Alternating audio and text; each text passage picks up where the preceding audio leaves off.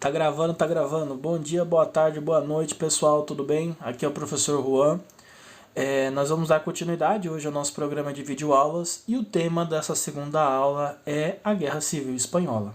Gente, a Guerra Civil Espanhola ela é consequência direta da crise de 1929, principalmente porque a sociedade espanhola vai entrar em uma profunda crise social, muito por conta dos reflexos dessa crise de 1929, tá?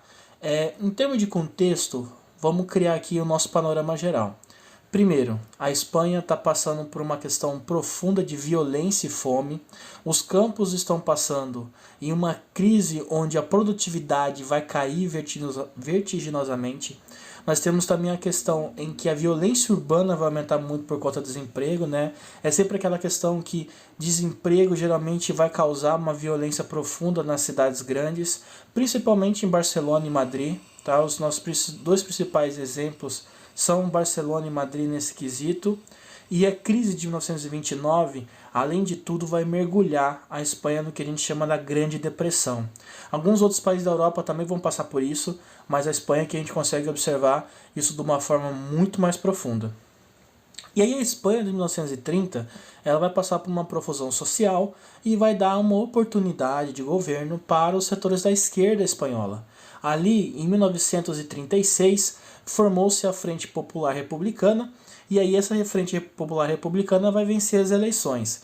Quem participava dessa Frente Popular Republicana? Principalmente comunistas, socialistas, anarquistas e outros sindicalistas que faziam parte dos movimentos de esquerda, inclusive o povo catalão, que fazia parte de uma ideia de uma independência ali da Espanha. Até hoje é muito reivindicado essa independência da Catalunha, mas principalmente por um pedido que o povo catalão não tem muita afinidade pela monarquia espanhola, por motivos óbvios, né? A monarquia espanhola ela nunca foi muito fã de ter uma ideia de uma Catalunha independente, então eles vão se filiar à Frente Popular.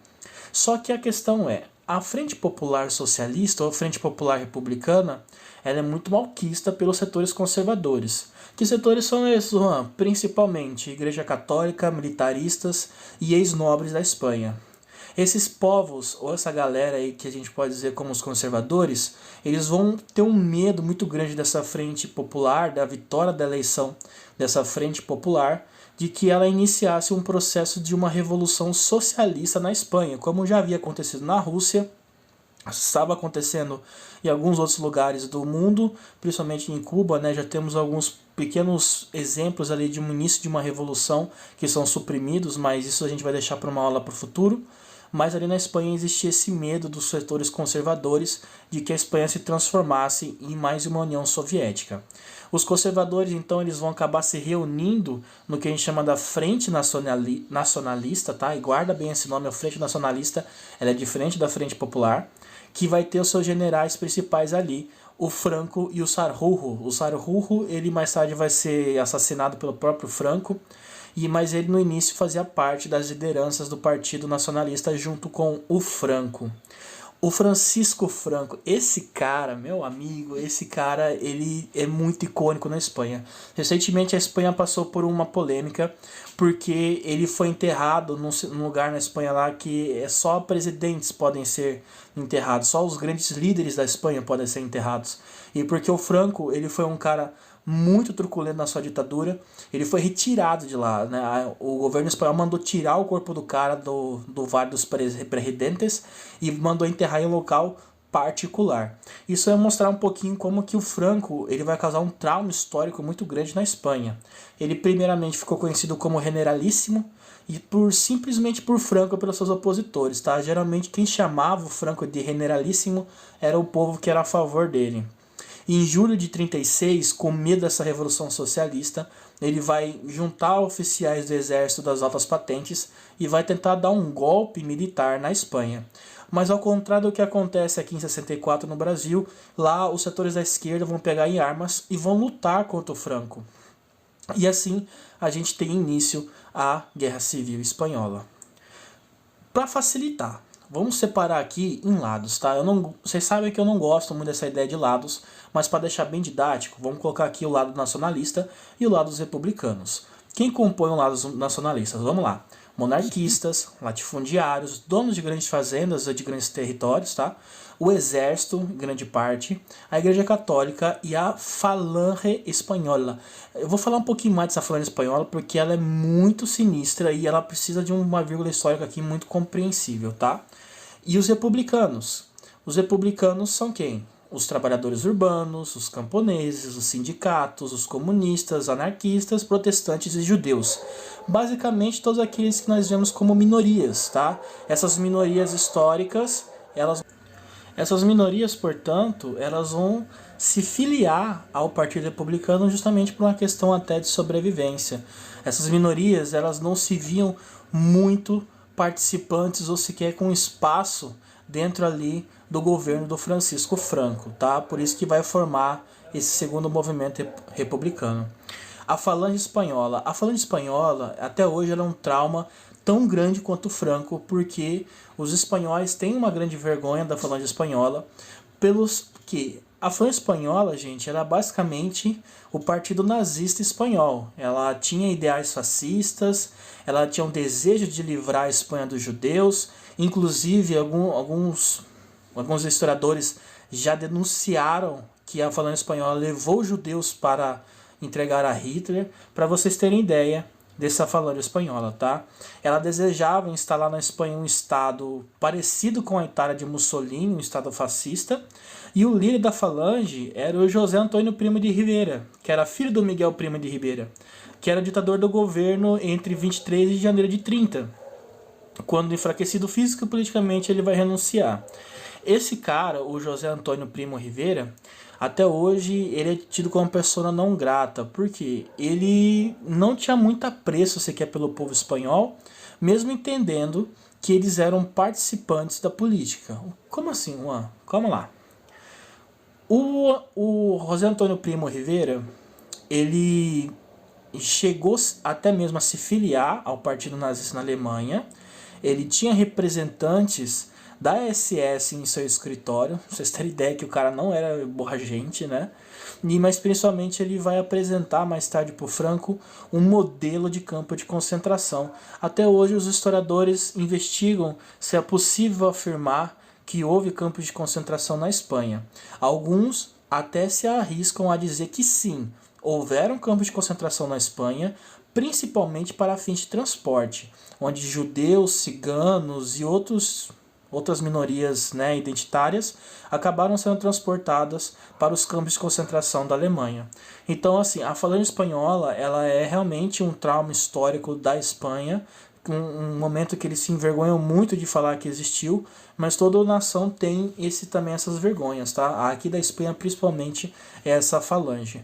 Esse símbolo aí, vocês podem ver, ele é bem parecido com o símbolo das tropas de elite do Hitler, né, que leva essa ideia de uma falange, de uma batalha, onde o vermelho e o preto em preposição, e basicamente ele significa que não há nenhuma direção que você possa fugir da falange, né? A falange ela atira para todos os lados, e ela atira certeiramente, ela nunca erra o seu alvo. Por isso até que aparece a figura ali do arco e da flecha, tá? Mas vamos deixar isso mais pra frente, caso vocês hajam dúvida, é só entrar lá no nosso Google Classroom e mandar uma perguntinha para mim que eu respondo sem problema, tá? O golpe que fracassou. Como eu falei para vocês, o Franco ele tenta dar um golpe em 1936, né? O José Castilho, que era membro da Guarda de Assalto, uma força policial que era para manter a ordem urbana, ele vai ser assassinado pelos falangistas. Aqueles lá da Falange Espanhola, os fascistas, sabe? E na madrugada seguinte, o deputado e monarquista José Carlos Sotelo foi morto em uma operação de retaliação. Os falangistas foram lá e mataram um cara da Guarda Nacional, e a Guarda Nacional, que tinha sim um viés muito esquerdista, foi lá e retaliou, matou em compensação um falangista. Diante das tensões criadas com as mortes em ambos os lados, o golpe de Estado que vinha sendo organizado pelos nacionalistas foi antecipado. Eles vão adiantar esse golpe em 17 de julho dos setores do exército e vão se declarar rebeldes. E o Franco, o generalíssimo, general do exército, assumiu a liderança das tropas espanholas do Marrocos. E a partir daí a gente pode iniciar de fato uma prospecção dos conflitos civis da Espanha. Algo também que vai marcar bastante o conflito espanhol é o teste das armas que eram desenvolvidos para serem usados na Segunda Guerra Mundial. Diferente da Primeira Guerra Mundial, a Segunda ela vai ser muito mais brutal, principalmente pelo seu equipamento. Se a Primeira Guerra Mundial já mostrou o que uma metralhadora, o que é uma arma química, o que um avião pode fazer, a Segunda Guerra Mundial vai aperfeiçoar isso. E mesmo um armamento tão avançado precisa ser testado. Os alemães vão testar na sua própria população? É lógico que não. Então o que vai ser feito? Ali no conflito civil espanhol é que essas armas serão testadas, de ambos os lados, tanto dos nazistas quanto dos soviéticos, tá? Devido às proximidades do Franco com as forças fascistas, recebeu a ajuda da Alemanha nazista e também da Itália fascista de Mussolini. A Alemanha ela vai fornecer muito mais equipamento e uma força técnica, enquanto que o Mussolini vai mandar de fato soldados, tá? A Alemanha ela vai mandar 300 aeronaves da Luftwaffe, que é tido até hoje como uma das maiores forças aéreas já vistas durante o século XX, e a Legião Condor, que era justamente uma legião de paraquedistas. E a Itália vai mandar 50 mil homens para lutar ao lado do Francisco Franco, enquanto que do lado soviético vão mandar mais rifles, balas e alguns voluntários, né? Basicamente a participação da União Soviética foi convocar os comunistas ao redor do mundo para ajudar os republicanos lá na Guerra Civil Espanhola.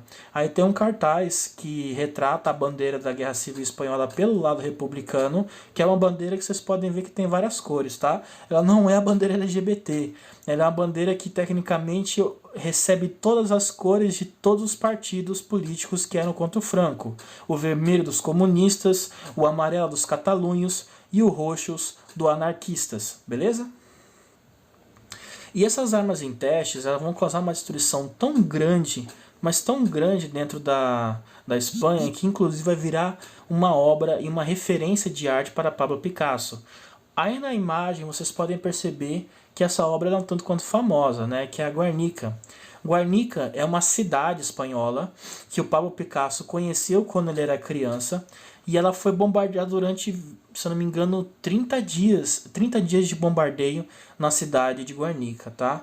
Essa cidade ela vai ser completamente dizimada, e por uma questão desses bombardeiros alemães serem tão bem projetados, serem uma tecnologia tão avançada, ela vai causar um verdadeiro horror dentro da cidade. O Pablo Picasso ele passa por Guernica, ele percebe o que essas armas são capazes de fazer, e depois ele vai criar esse quadro que é até hoje retratado como um dos quadros mais marcantes também do século XX, por não só ser uma arte diferente, né, a arte cubista, mas também por retratar uma realidade muito cruel de uma forma que não nos impacta tanto assim, quanto se fosse uma fotografia ou um mesmo vídeo mostrando o que causa uma bomba ou um bombardeamento, tá bom? E por fim, né, o Francisco Franco, por ele ter toda essa ajuda, ele vai vencer a falange republicana, e ele vai instaurar em 39 uma ditadura. Com a vitória do Franco, milhares de republicanos tiveram que deixar a Espanha para não serem presos ou mortos. Aqueles que ficaram foram confinados em prisões ou em campos de concentração, como a gente já foi dito, tá? Esse campo de concentração do Franco, lógico, não é nenhuma Auschwitz, não é nenhuma Staranenko, que eram aqueles campos de concentração nazistas que eram voltados para o extermínio de fato dessas pessoas, mas ainda assim é um campo de concentração muito próximo, no seu sentido de botar pessoas para trabalhar de forma forçada, com pouco alimento e sujeito a muitas doenças e inanição, tá? Essa imagem é a imagem do desfile principal do Franco, quando ele foi proclamado presidente. Eu acho isso um barato, né? A pessoa ela é ditadora e é proclamada presidente, mas tudo bem. Quando ele foi proclamado presidente da Espanha durante esse período, e ali é um desfile bem parecido com aqueles desfiles nazistas, com muita simbologia, com muita marca de ufanismo, com esse nacionalismo muito exacerbado, tá? Inclusive o nacionalismo a gente vai falar um pouquinho mais na nossa próxima aula. O Franco e seus colaboradores eles vão implementar uma variação fascista que a gente vai chamar de nacional-catolicismo. O que significa? Significa que, primeiro, a Espanha vai entrar em isolamento internacional com uma retórica antissocialista. Ela vai falar, olha, a gente está se protegendo aqui dos socialistas, então a gente não pode abrir nossos muros e nossas fronteiras para qualquer tipo de pessoa. Só poderia entrar na Espanha que está em isolamento do Franco, pessoas que a Igreja Católica atestasse que eram pessoas de bem, que eram católicos de bem, né? E a Espanha vai seguir esse sentido até em relação à guerra, pela sua população ter sofrido muito e sua economia estar fragilizada por conta da guerra civil, ela vai se recusar a entrar na Segunda Guerra Mundial e vai se manter neutra. Alguns historiadores vão inclusive dizer que ela vai vender materiais tanto para a Alemanha nazista quanto para a União Soviética, numa tentativa de imitar a política dos Estados Unidos durante a Primeira Guerra Mundial, que é basicamente financiar e não tomar parte nos conflitos. Pessoal, vou terminando nossa aula por aqui, tá?